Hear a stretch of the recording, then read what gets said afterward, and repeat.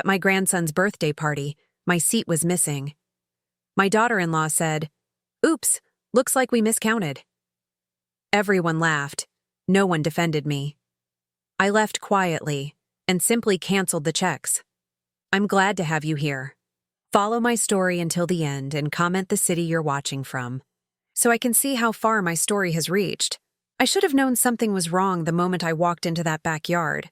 The decorations were perfect, blue and silver balloons tied to every chair, a superhero-themed cake that probably cost more than most people spend on groceries in a week, and tables arranged just so. Everything screamed expensive, which didn't surprise me since I'd been the one writing the checks. But as I approached the main table where the family was supposed to sit, my steps slowed. I counted the chairs once, then twice. 7 people, 6 chairs. "Grandma Harriet!" Byron came running toward me, his 8-year-old face bright with excitement. His Spider-Man costume was pristine, another thing I'd paid for without being asked. I hugged him tight, breathing in that sweet smell of childhood. But my eyes kept drifting back to that table. "Happy birthday, sweetheart," I whispered into his hair. "Are you having a good party?" "The best. Did you see the bounce house? And Mom got a magician coming later?" Of course she did. Nova never did anything halfway, especially when someone else was footing the bill. "Harriet, you made it." My daughter-in-law's voice was honey-sweet, but there was something underneath it I couldn't quite place. Nova glided over in her designer dress, the one I'd seen her charge to the credit card I helped pay off last month. Her smile was perfect, practiced. "We're so glad you're here." I gestured toward the table. "Where should I sit?" Nova's eyes followed my gaze, and for just a split second, I saw something flicker across her face. "Satisfaction?" Then she gasped, pressing her manicured hand to her chest. "Oh my goodness, I'm so embarrassed. We must have miscounted when we set up." The words hung in the air, miscounted, as if I were some last-minute addition, an afterthought they'd forgotten to plan for. "It's fine," I heard myself say, though my chest was beginning to feel tight. "I can grab a chair from—" No, don't be silly." Nova waved her hand dismissively. "There are plenty of seats at the other tables. You'll be more comfortable there anyway. Closer to the bar." She laughed, and a few of the other adults chuckled along. My son David appeared at her elbow, his arm sliding around her waist in that automatic way married couples do. He looked at the table, then at me, and I waited for him to say something, to ask why his mother didn't have a seat with the family. Instead, he smiled apologetically. "Sorry, Mom." You know how party planning gets crazy. Nova's been so stressed trying to make everything perfect for Byron. Stressed. Planning a party with my money had stressed her. I stood there for what felt like an eternity but was probably only seconds.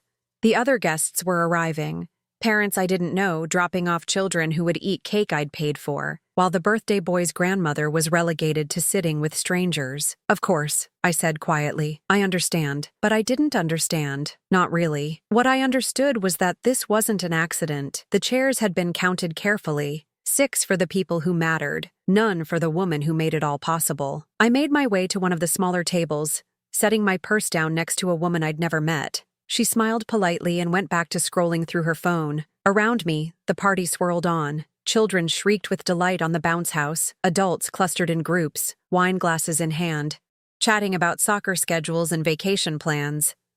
From my seat, I could see the family table clearly. Nova held court at the center, gesturing animatedly as she told some story that had everyone laughing. David nodded along, completely absorbed in his wife's performance. Byron sat between them, happy and oblivious, the little prince of this carefully orchestrated kingdom. And I sat alone, watching it all from the outside. My phone was heavy in my purse. I pulled it out, my fingers trembling slightly as I opened my banking app. The automatic transfers glowed on the screen like accusations. Mortgage payment, car payments, Byron's school tuition, Nova's credit card, payment after payment, month after month, year after year. All this time I'd thought I was helping. I thought I was being a good mother, a good grandmother. I thought my money was buying me a place in this family. Instead, it had bought me invisibility. The magician arrived to thunderous applause from the children. As he set up his equipment, Nova stood and clinked her wine glass with a fork. "Everyone, can I have your attention? I just want to thank you all for being here to celebrate our Byron's special day. This party wouldn't have been possible without—" She paused, her eyes scanning the crowd until they found mine. The smile never wavered. "Without all the love and support from family and friends." Love and support. Not a word about who had actually made it possible. I sat through the magic show, through the cake cutting, through the endless rounds of happy birthday. I watched my grandson blow out his candles and make a wish, probably for more toys or video games, things that money could buy. When the party finally wound down and parents began collecting their sugar-high children, I approached Byron to say goodbye. He hugged me fiercely, chocolate frosting still smeared on his cheek. "Thank you for my present, Grandma. I love the Lego set." "You're welcome, baby." I kissed the top of his head, breathing him in one more time. Then I looked up to find Nova watching us, her expression unreadable. "Thanks for coming, Harriet," she said, her voice perfectly cordial. "I'm sorry about the seating mix-up." Mix-up. The word tasted bitter in my mouth. I drove home in silence, my mind replaying every moment of the afternoon. By the time I pulled into my driveway, a strange calm had settled over me. I wasn't angry anymore. I wasn't hurt. I was done. Inside my house, I sat at my kitchen table with my laptop and began scrolling through my bank account. Transfer after transfer. Payment after payment. Thousands of dollars flowing out every month to support a family that couldn't be bothered to save me a chair. I started with the mortgage payment. Canceled. Then the car payments. Canceled. One by one, I methodically deleted every automatic transfer. Every recurring payment, every financial tie that bound me to people who saw me as nothing more than an open checkbook. When I was finished, I closed the laptop and sat back in my chair. Tomorrow, they would start to understand exactly what my love and support had been worth. And for the first time in years, I smiled. 3 days passed before the first call came. I was watering my small garden when my phone buzzed with David's name on the screen. I let it ring through to voicemail, then went back to my tomatoes. They, at least, appreciated the care I gave them. But the calls kept coming. David. Nova. Even Byron's school, probably wondering why the tuition payment was late. I ignored them all, and instead spent the evening with a bottle of wine and a calculator, doing something I should have done years ago, adding up exactly how much my family love had cost me. The numbers were staggering. It started small, the way these things always do. When David and Nova first got married 15 years ago, they were young and struggling. "Just help with the wedding," David had said. "Just the deposit on the house. Just until we get on our feet." 15 years later, they were still on my feet. Mortgage payment, $2,847 per month. I'd been paying it for 8 years. Ever since David's contracting business had hit a rough patch that never seemed to end. Nova's car payment, $651 per month for that luxury SUV she insisted she needed for safety when Byron was born.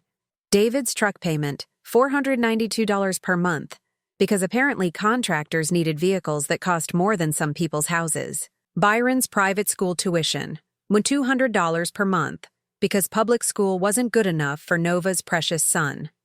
Utilities for their house, $300–400 per month, depending on how much Nova ran the air conditioning.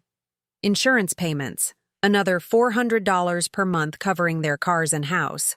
Groceries. Nova had gotten into the habit of texting me photos of her grocery receipts, always with some excuse about unexpected expenses, usually $800 to $1,000 per month. Credit card payments. This was the one that really made my hands shake. Nova's shopping habits had racked up debt that I'd been quietly paying down for years.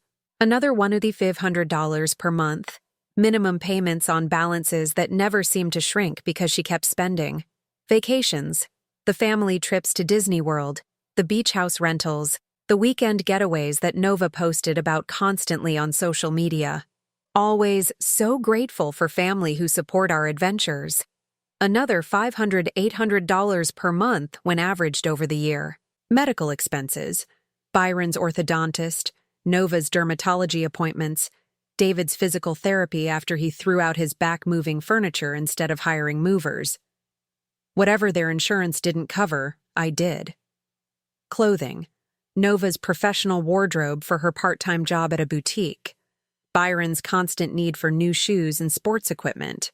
David's work clothes, more money flowing out every month, home repairs and improvements, the new kitchen Nova had insisted they needed, the bathroom renovation, the landscaping, the pool maintenance. It's an investment in the house, Mom, David would say, as if I'd ever see a penny of that investment back. When I finally reached the bottom of my calculations, I stared at the number until my eyes watered.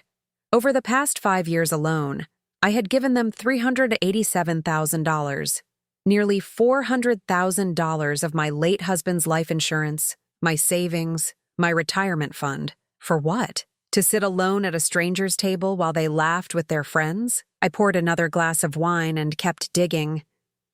There were the smaller things, too, the ones that added up without me really noticing. Birthday gifts that cost hundreds because Nova would hint about what Byron really wanted. Christmas presents that grew more expensive each year.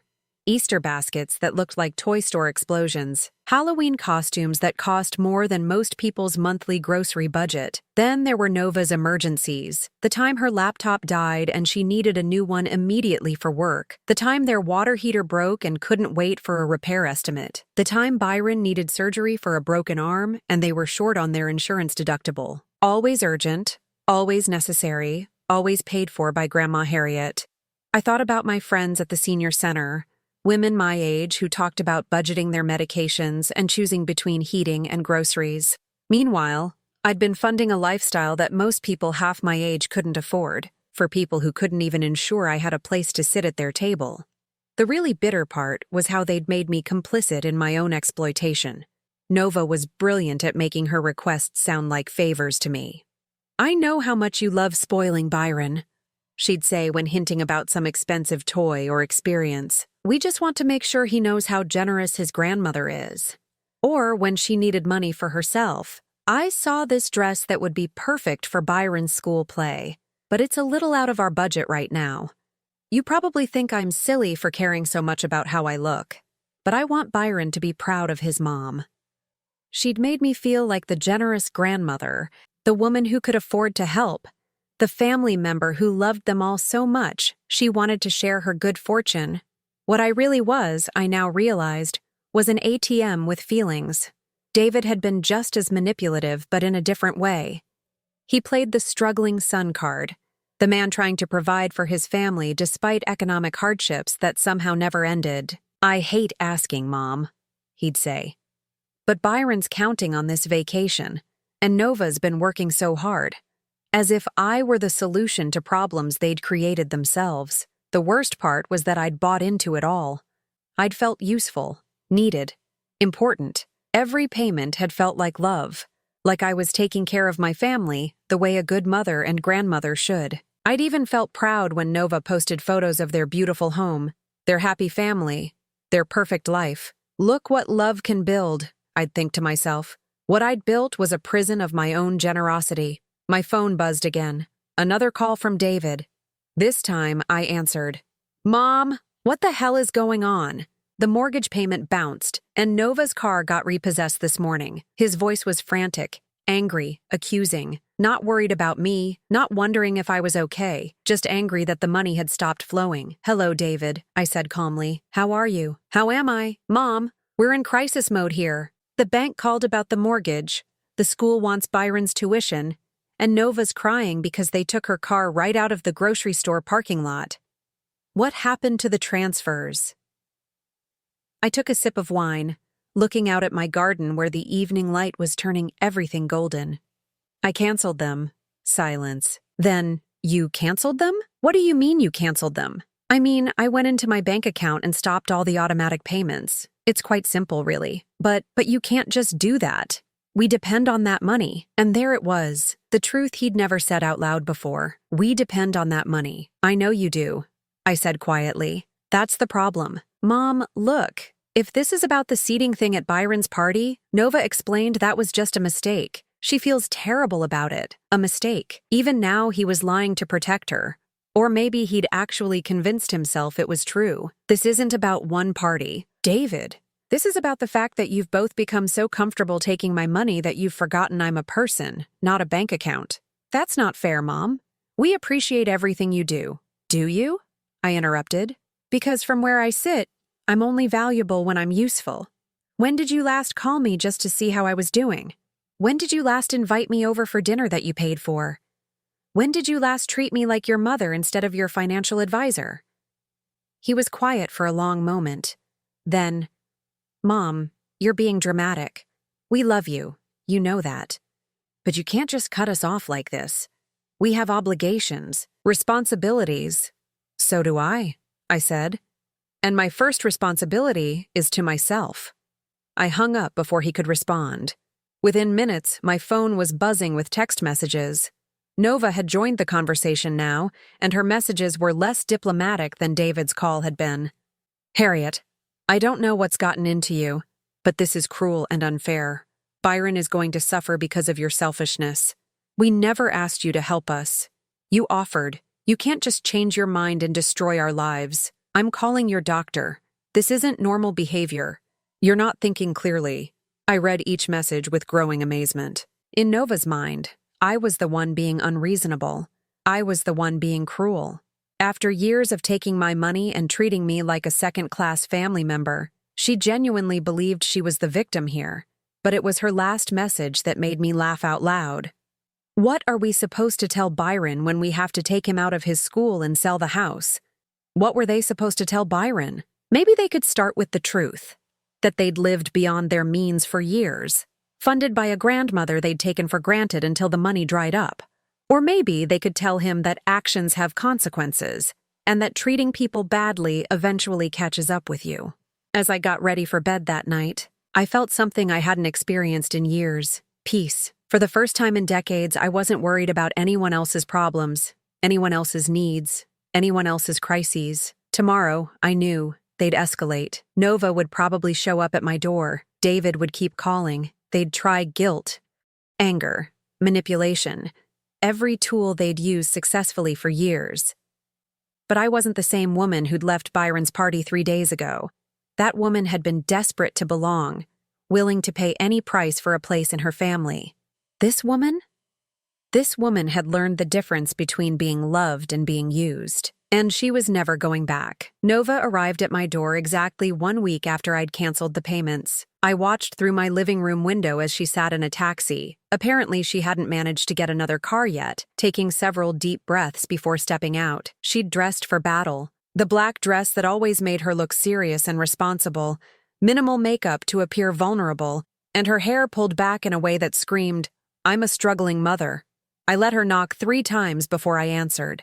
When I opened the door, her face immediately crumpled into what I'd learned to recognize as her performance tears, the ones that came on command whenever she needed something. "Harriet, thank God you're home. We need to talk." I didn't invite her in. Instead, I stepped out onto my front porch, crossing my arms as I faced her. "What can I do for you, Nova?" The question seemed to throw her off balance. She'd probably expected me to usher her inside, offer her tea, ask what was wrong. That's what the old Harriet would have done. "What can you do for me?" she repeated, her voice rising with indignation. "Harriet, you're destroying our family. Byron cried himself to sleep last night because we had to tell him he might have to change schools. Is that what you wanted? To hurt an innocent child?" There it was, the Byron card. She'd always known exactly which buttons to push, and my grandson had always been her most effective weapon. "What I want," I said calmly, "is for you and David to take responsibility for your own lives." Nova's face flushed red. "Responsibility? We've been working our asses off trying to build a life for our son. You think this has been easy for us? Asking for help? You think we enjoyed having to depend on you?"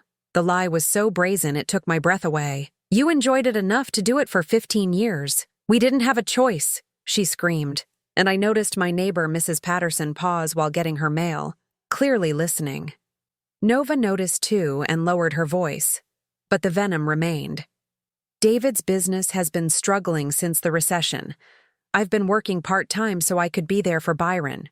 We've been doing our best with what we have. And what you have, I said quietly, has always included my money. So much so that you forgot it wasn't actually yours. Nova's mask finally slipped completely. You offered. Every single time you offered. You said you wanted to help. You said you loved taking care of your family. Don't act like we forced you. She was right, of course. I had offered. But what she conveniently forgot was how those offers had come about. The hints, the sighs, the carefully crafted stories about Byron's disappointments or their struggles. The way she'd made me feel selfish if I didn't immediately solve their problems with my checkbook. You're right, I said. And for a moment she looked relieved. I did offer. And now I'm unoffering. Her face went white. You can't do this to us. We have obligations, contracts. The mortgage company doesn't care about your hurt feelings, Harriet. They want their money. Then you'd better figure out how to give it to them. With what? She shrieked, abandoning all pretense of control. David's barely making enough to cover groceries. And my job pays peanuts. You know our situation? You've always known our situation. And there was the crux of it. I had always known their situation, which was that they'd built a lifestyle they couldn't afford and expected me to fund it indefinitely. They'd never even tried to live within their means because they'd never had to. Maybe you should get a better job, I suggested. Maybe David should expand his business or find additional work. Maybe you should move to a house you can actually afford. Nova stared at me like I'd suggested they move to Mars. We can't just uproot Byron. His whole life is here, his school, his friends, his activities. And David can't just magically make more money appear. But I can, I asked. Is that it, Nova? David can't make more money, but Grandma Harriet can just keep writing checks forever? That's different. You're retired, you don't have the same pressures we do. Your house is paid off, you don't have a child to think about. I have a grandson to think about, I interrupted. And what I think about is what kind of man he's going to become if he grows up watching his parents take advantage of an elderly woman and call it love. The words hit her like a physical blow. For a moment, she was speechless. Then the tears started again. But these looked real. How can you say that? We love you, Harriet.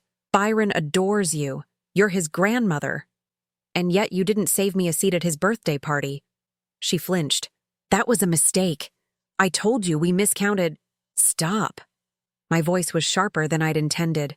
Stop lying to me, Nova. Stop lying to yourself. You didn't miscount anything. You deliberately excluded me because you've gotten so comfortable seeing me as a wallet that you forgot I'm a person. We stared at each other across the chasm that had opened between us. I could see her calculating, trying to figure out what approach might work.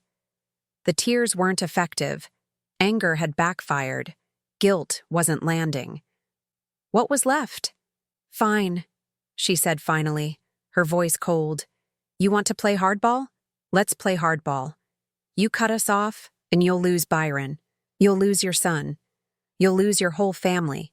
Harriet, is your pride really worth more than that? The threat hung in the air between us like a loaded gun. She was betting that my love for Byron would override everything else, that I'd cave rather than risk losing access to my grandson. 6 months ago, she would have been right. If loving Byron means funding your lifestyle, I said quietly, then maybe I need to love him from a distance until he's old enough to understand the difference. Nova's mouth fell open. She'd played her ace, and I'd called her bluff. You're going to regret this, she said, backing toward the taxi. You're going to regret this so much.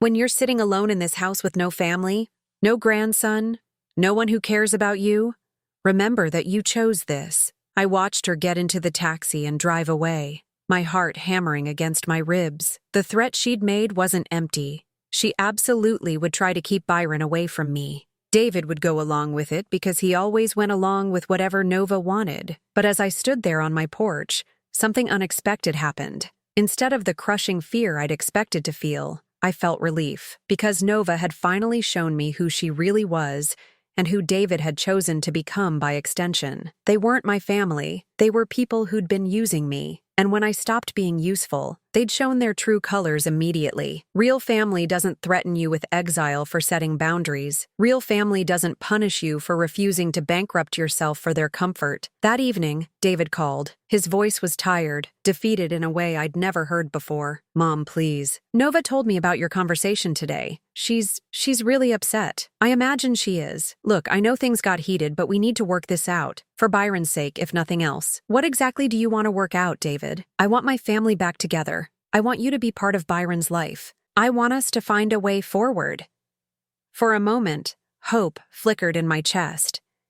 Maybe David was different from Nova. Maybe he could see past the money to what really mattered. "What does that look like to you?" I asked carefully. "Well, obviously we can't just go back to the way things were, but maybe we could work out some kind of arrangement. Maybe you could help with just the essential things, the mortgage, Byron's school. We could cut back on everything else." The hope died as quickly as it had appeared. Even now, even after everything, he was still asking for my money. A reduced amount maybe, but he was still asking. "David," I said softly, "do you understand what happened at Byron's party? It was a misunderstanding." "No, it wasn't.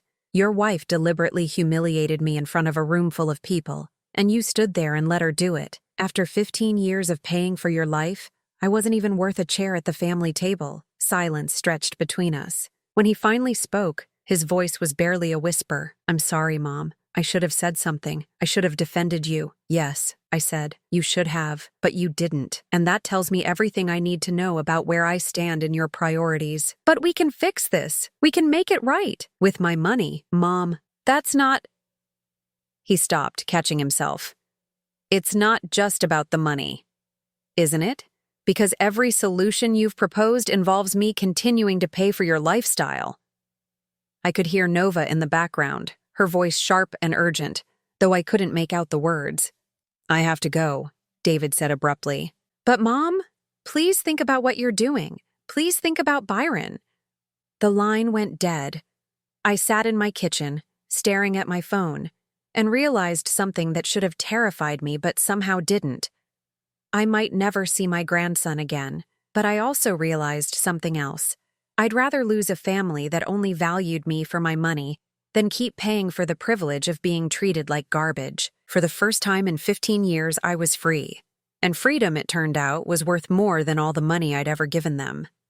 The silence started immediately. Not the peaceful kind of silence I'd been craving, but the deliberate, punishing kind that felt like being erased from existence. My phone, which used to buzz constantly with requests and demands disguised as family communication, went completely quiet. No good morning texts from David, no photos of Byron from Nova, no calls asking for advice that was really asking for money, nothing. I told myself this was what I wanted. I'd bought my freedom, and silence was the price. But as the days stretched into weeks, the quiet began to feel less like peace and more like punishment. 2 weeks after Nova's visit, I was at the grocery store when I ran into Janet Morrison, Byron's former babysitter. She'd known our family for years, had probably made more money from me than her actual employers since I always paid her extra to take good care of my grandson. "Mrs. Holloway," she called out from the cereal aisle. "I haven't seen you in forever. How's little Byron doing?" The question hit me like a physical blow. How was Byron? I had no idea. He's doing well," I managed. Janet's face lit up. "I heard about the school situation. That must be so hard on all of you. But at least you'll get to see more of him now, right? Silver lining and all that." My blood ran cold. "School situation? Oh, having to transfer to public school. Nova mentioned it when she called to see if I could help with after-school care. She said it was just temporary while you all figured things out financially." Janet's expression suddenly shifted as she registered my confusion. Oh no, you didn't know?" I managed to excuse myself and fled to my car, hands shaking as I started the engine. They'd really done it. They'd taken Byron out of his school, the school I'd been paying for, the school he loved, and I was learning about it from a teenager in the cereal aisle. That evening, I did something I hadn't done in 3 weeks. I drove by their house. What I saw made my chest tight with grief. The for sale sign on the front lawn was bad enough, but it was the details that broke my heart. Nova's flower boxes, once overflowing with expensive annuals, were brown and dead. The lawn, usually maintained by a service I'd paid for, was overgrown and patchy. David's truck wasn't in the driveway, probably repossessed like Nova's car, but worst of all was Byron. I could see him through the living room window, sitting alone on the floor in front of the television. The room looked wrong somehow. Emptier. They must have sold furniture. I sat in my car across the street, watching my grandson's small figure, and felt like the worst person in the world. This was my fault. I'd done this to him. My phone buzzed with a Facebook notification, something I rarely checked anymore. But tonight, for some reason, I opened it. Nova had posted a photo of Byron at what looked like a school carnival. He was smiling, but it was a forced smile, the kind children learn to wear when adults ask them to pose. The caption made my stomach churn. Byron being brave at his new school's fall festival. Some changes are hard, but we're grateful for the fresh start and the people who truly care about our family.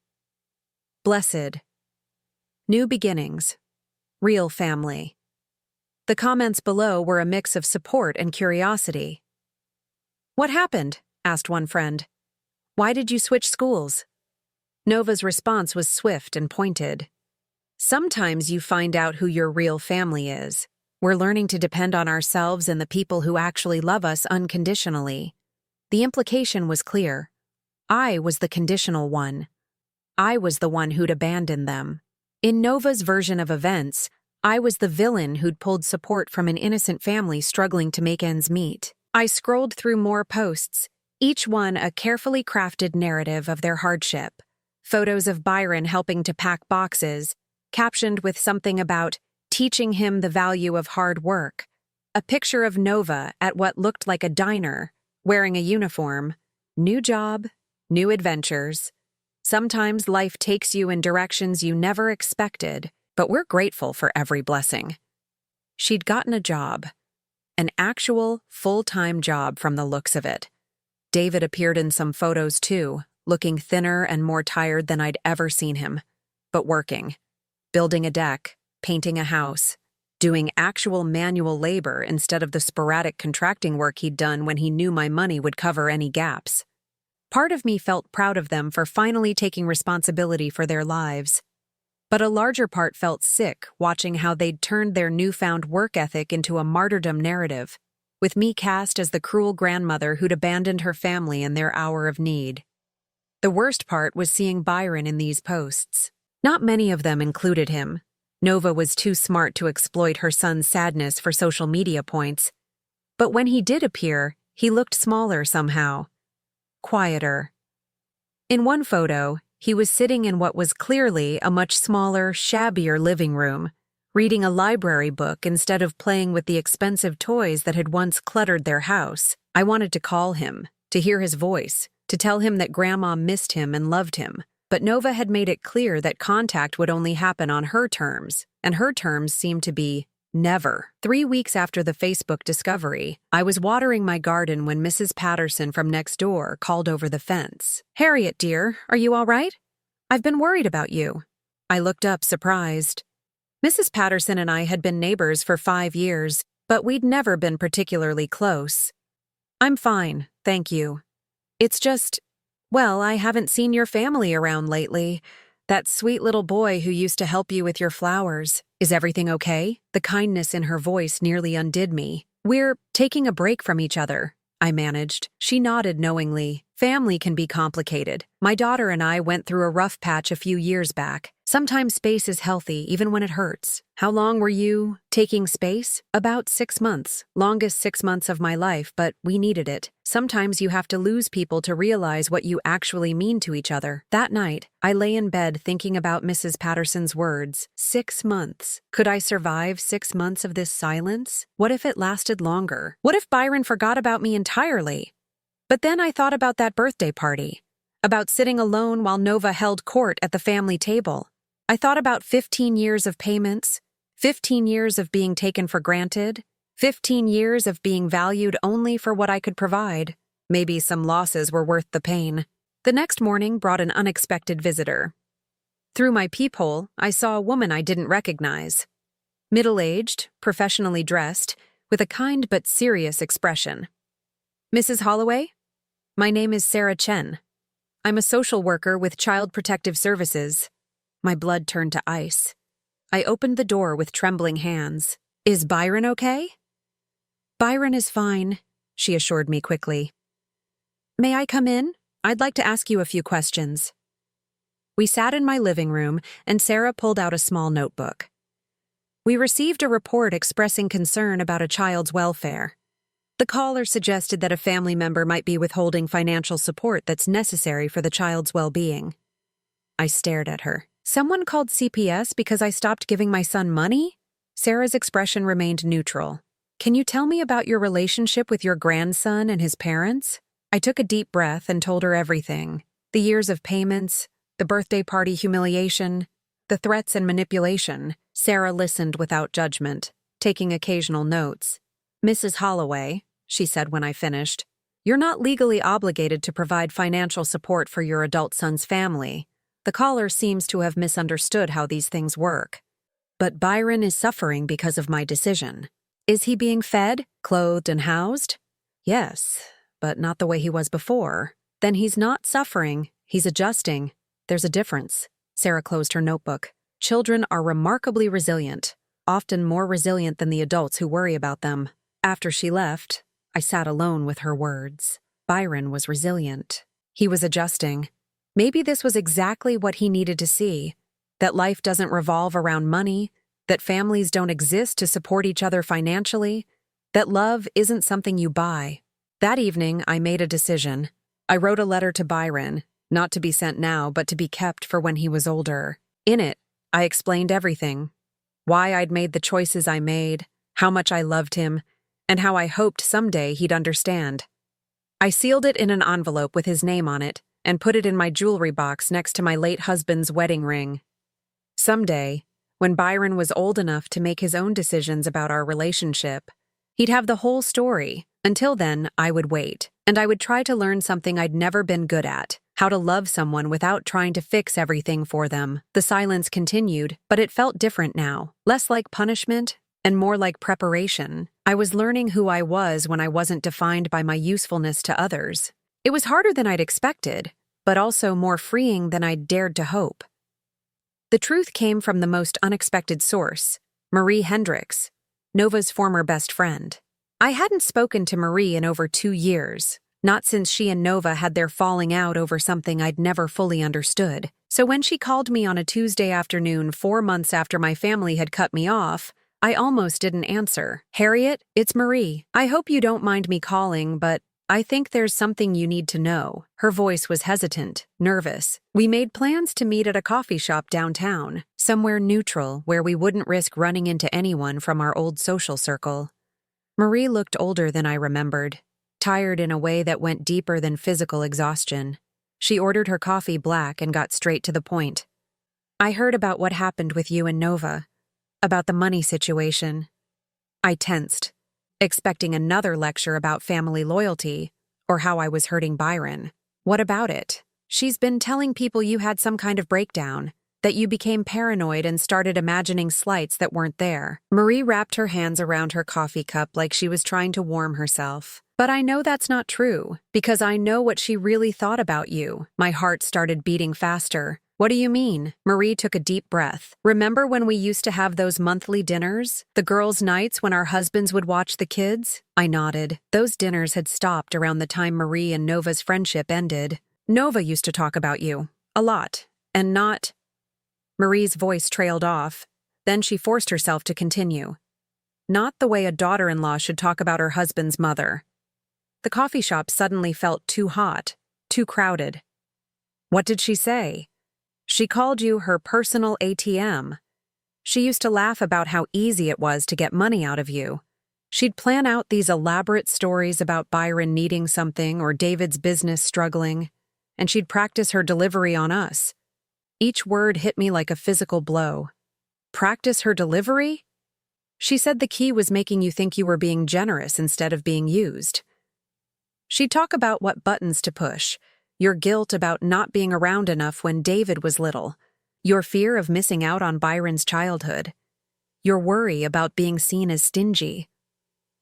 I thought about all those conversations over the years, all those carefully worded requests that had made me feel like such a loving grandmother.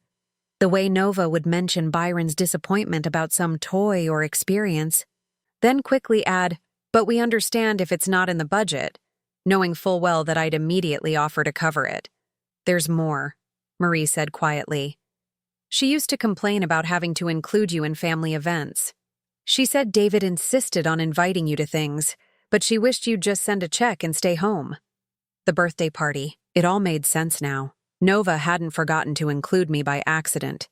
She'd been working up to excluding me for years. "Why didn't you tell me this before?" I asked, though I wasn't sure I wanted to hear the answer. Marie's eyes filled with tears. "Because I was just as bad. I was jealous of how much help you gave them. My mother-in-law was nothing like you, and I used to think Nova was so lucky.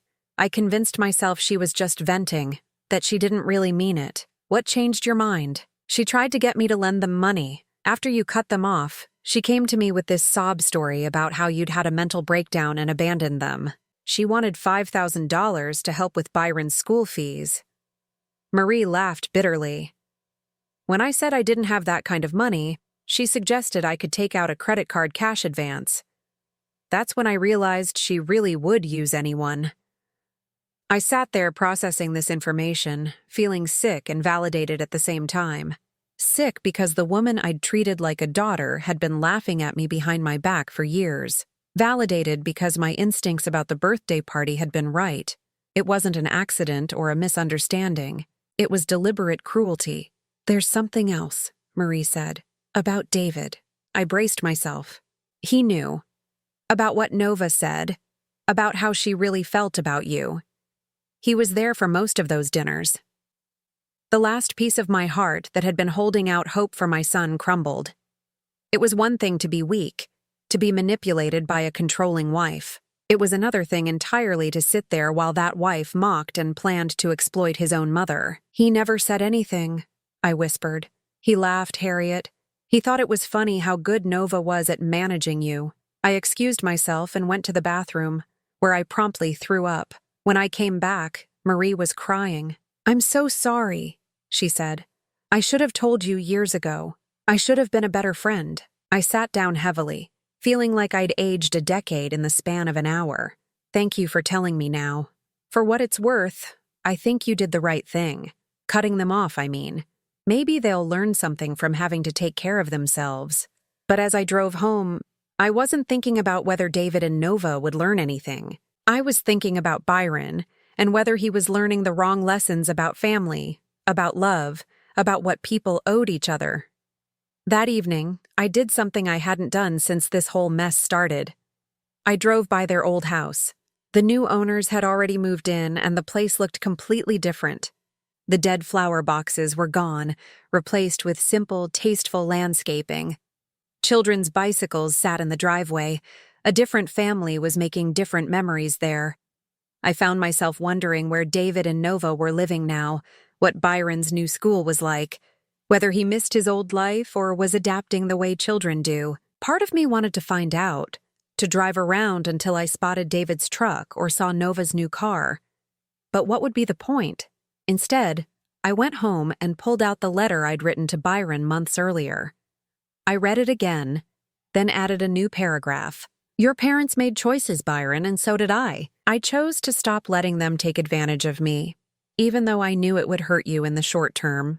I hope someday you'll understand that enabling someone isn't the same as loving them, and that the hardest thing about real love is sometimes knowing when to step back and let people face the consequences of their own decisions." I sealed the letter again and put it back in my jewelry box. Then I sat down with a glass of wine and really thought about my life for the first time in years. Who was I when I wasn't defined by my usefulness to David and Nova? What did I actually want to do with my time, my money, my energy? The answers came slowly, but they came. I wanted to travel to places I'd always put off visiting because family obligations came first. I wanted to take art classes, something I'd loved in college but abandoned when life got complicated. I wanted to volunteer somewhere that actually appreciated my help instead of taking it for granted. I wanted to build a life that was mine, not an extension of someone else's needs and wants.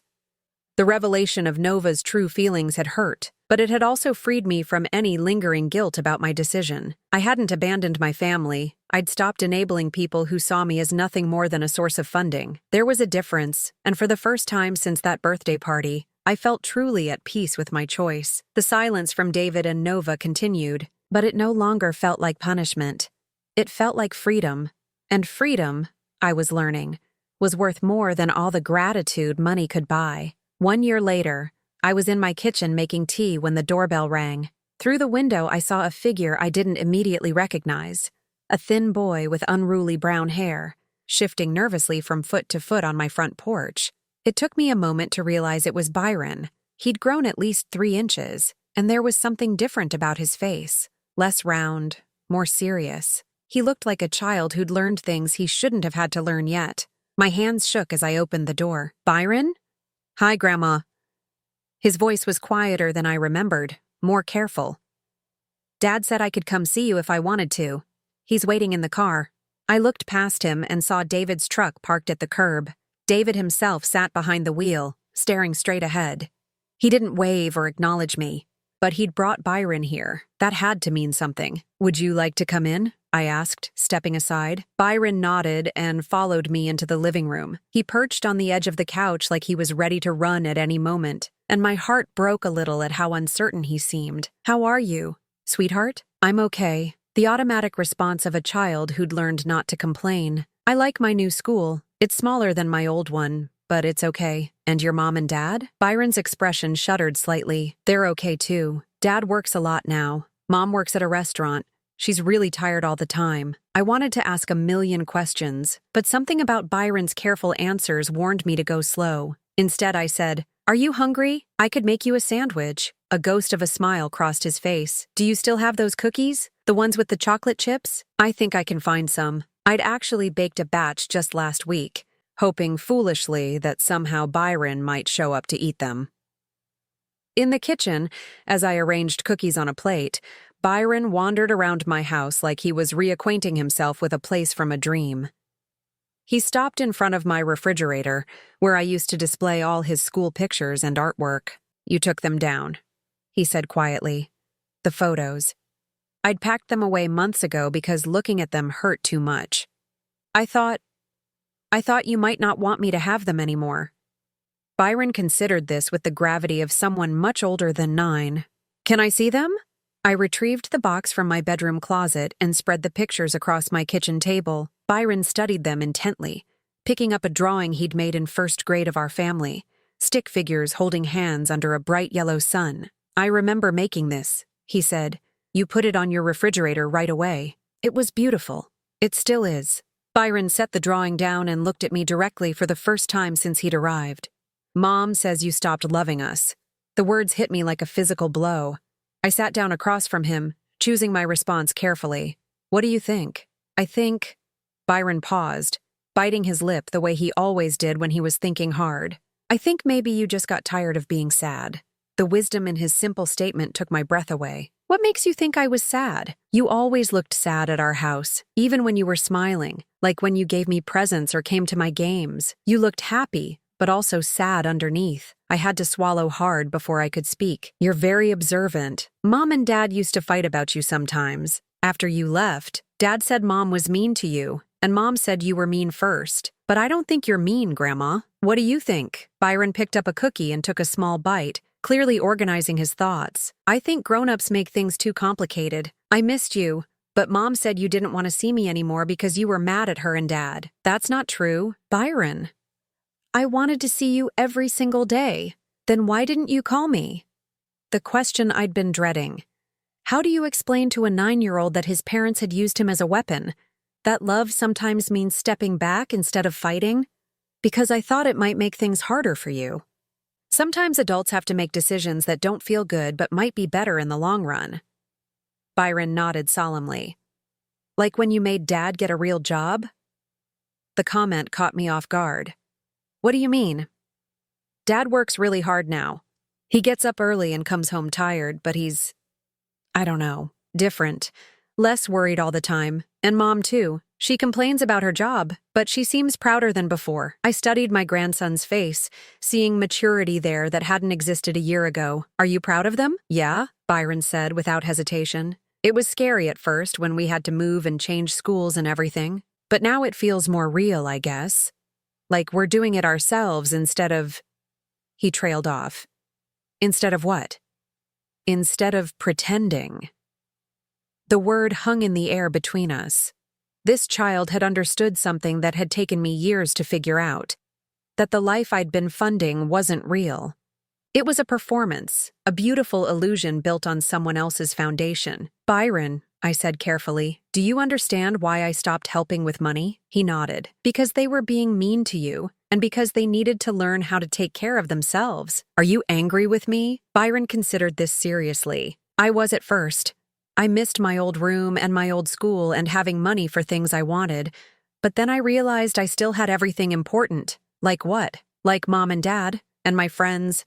I made new ones, and books from the library instead of always buying new ones, and… He smiled shyly. And now I'm here with you.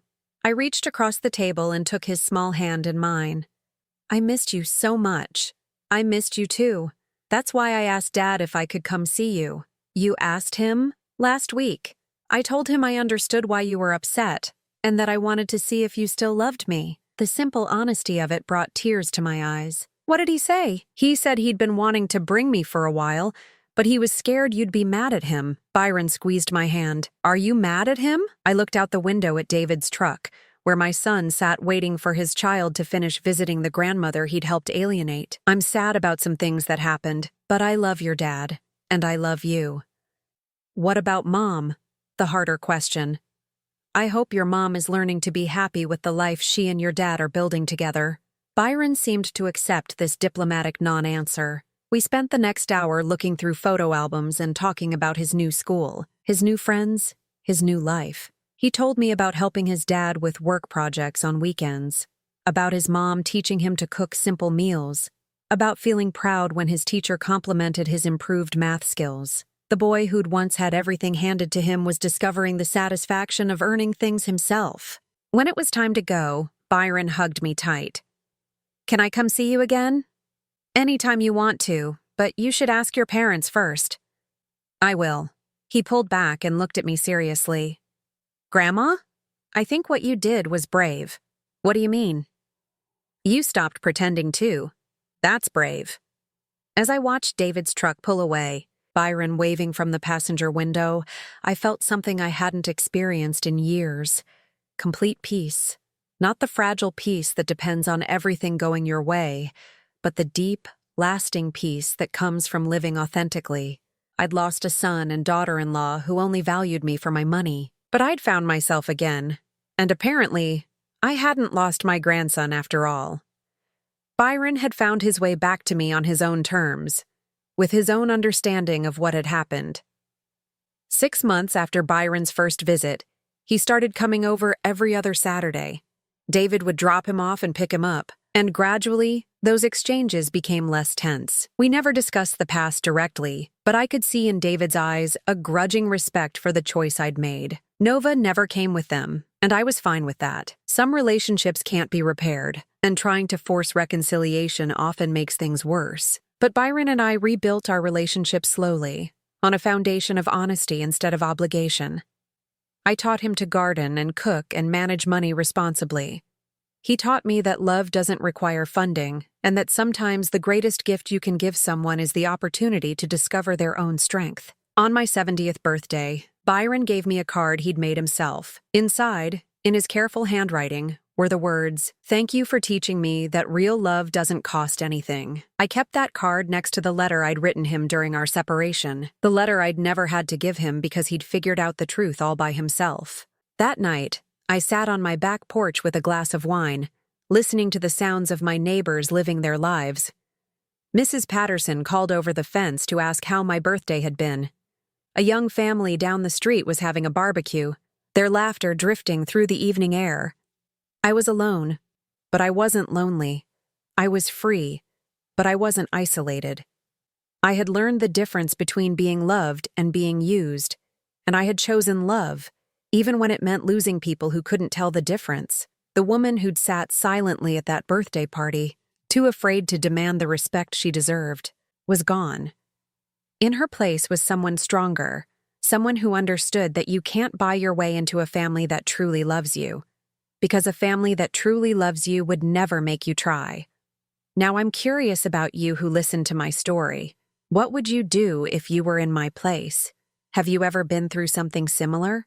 Comment below, and meanwhile I'm leaving on the final screen 2 other stories that are channel favorites, and they will definitely surprise you. Thank you for watching until here.